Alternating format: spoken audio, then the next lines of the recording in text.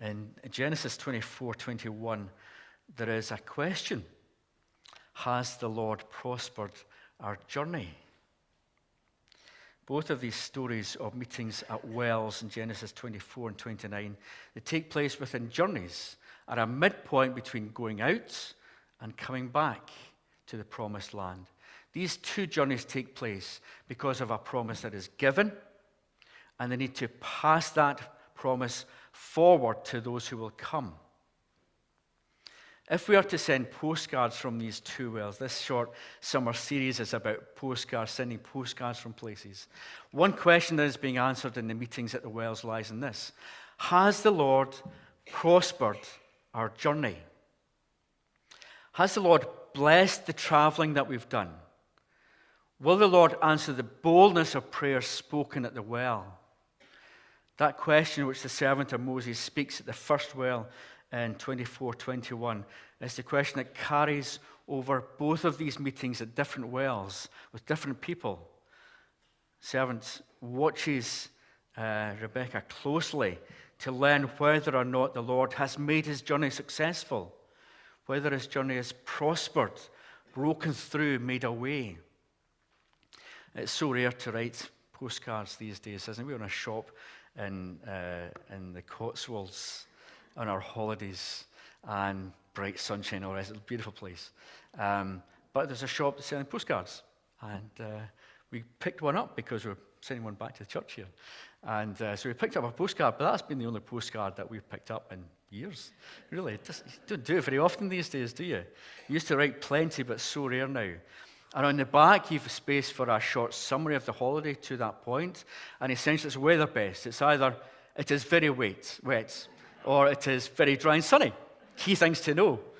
And some reflection on what you've done. Either I went to a beach, or I went to a castle or something, and then I sort of see you soon. It's these sort of three key points you need in there. And here from both wells, it isn't about the weather. It's not about where we've been or when we will see you next. The words written in these postcards from the wells would simply be a question: has the Lord prospered your journey? To understand why that question matters, let me open up the stories of these two journeys in Genesis 24 and 29 and why the meetings at the wells matter. Why the answering of this question matters for the servant and for Jacob later on. How does asking this question help us in our own journeys? Genesis 24 first then. What is going on in Genesis 24? If I can give you a big broad sweep, first of all, the man who has come to the well is the servant of Abraham. He's looking for a wife for Abraham's son Isaac. Abraham himself is from the area where the well is situated. It is near a place called Haran, sort of southeast Turkey, northern Syria, if you can picture that. Abraham, then called Abram, had moved with his father's family from Ur to Haran, and in Haran, Abraham had heard that call of God, which is shared with us in Genesis 12. Genesis 12, here's the call of God. Sorry, I've messed up far more than that. Here's the call of the Lord to Abraham in Genesis 12. This is the promise that's given. Go from your country, your people, and your father's household to the land I will show you. I will make you into a great nation, and I will bless you. I will make your name great, and you will be a blessing. All peoples on earth will be blessed through you. And Abram, with his wife Sarah and his nephew Lot, then traveled down to Canaan and wandered through the land that is promised. When we come to the journey of the servant to the well in Genesis 24, Abraham's wife has died. Sarah has died. Abraham has bought the first part of the land promised and buried her there in a cave in the field of Machpelah near Hebron. And his thoughts turn from what was to what is coming. He turns towards his son to find a wife. He looks to build the next generation who will carry the promise of Genesis 12 to be a nation who will bring blessing to all people. And it is this promise that sets the direction for the servant's journey. Abraham understands that this call of God lies first with his family. And so he is sending his servant back to Haran, where he's traveled from, where his father's family have grown and remained and stayed. And the servant is to seek a wife for Isaac from that wider family. Now, the key thing here for Abraham is not where Isaac's wife will come from, but that Isaac does not step out of the promise that is given. When the servant asks in verse 5, what happens if this woman doesn't come back with me? Then Abraham says, you're released from that commitment. Just make sure Isaac stays in the promise. So the servant travels up to Haran, where he does not know if the Lord will bless this journey or not, whether he will bring back a wife for Isaac. He does not know whether this journey will prosper or not. John Goldingay, writing in his commentary in Genesis, speaks of this traveling of the servant as the first description of an ordinary person's relationship with God. Before that, you get the big characters. You've got Abraham and Isaac and Noah and all these big figures that God comes to in power. But here with the servants, it's just this wee guy. I don't know if he's wee, but maybe he's wee. It's just a wee guy who's traveling up to, he's been sent on this journey. And this is about how he experiences God. How he comes to God. And John Goldingay puts it like this. Here is a way of following God that feels like our common experience, that God is present in guiding our lives, that God is committed and faithful, and that our part is to trust. And the servant carries these three practices of faith as he comes to the well near Haran. He's wondering if the Lord has prospered the journey, but he trusts that the Lord is there. So let's take this moment at the well. There is an utter trust here in the servant. Not that he knows the way forward, but he knows this. God will make clear and bless the way. But that does not mean that he sits and does nothing. He has traveled. In the light of the promise given to Abraham, he's traveled. He has taken practical choices in coming to the well. It's a meeting place. He is bound to meet somebody there. He comes to a meeting place. He will take notice of people, where many will come and go, those of the wider family of Abraham in Haran. And then he also does this. He prays boldly. Here's his bold prayer in verse 12. He prays, Lord, God of my master Abraham, make me successful today and show kindness to my master Abraham. I'm standing beside this spring. The daughters of the townspeople are coming to draw water.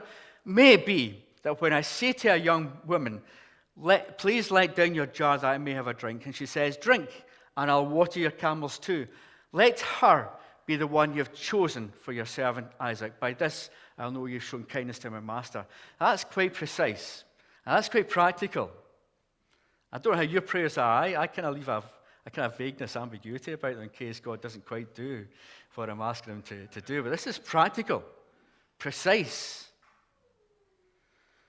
And this boldness, it seems to me, comes from this way of living before God practically, in the way that Goldingay sees in the servant. God will lead us. He is committed and he is faithful, and I will trust him. So if God is leading us, why will I not be bold about prayers around that? If the Lord has a different path for me, for us, he'll open it. If this is not the way that the Lord will prosper, he will close this one, and the next steps will open up before me. That's the way the servant is living. So what lies in our own hearts today? What are the bold prayers that we can say today?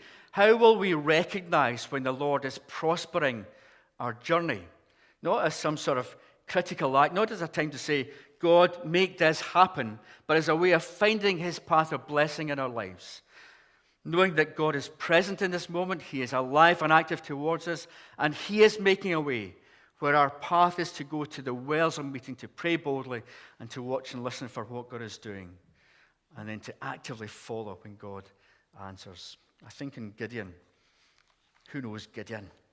In Judges chapter 6 and 7, where he's facing a battle and there are overwhelming numbers of enemies around him.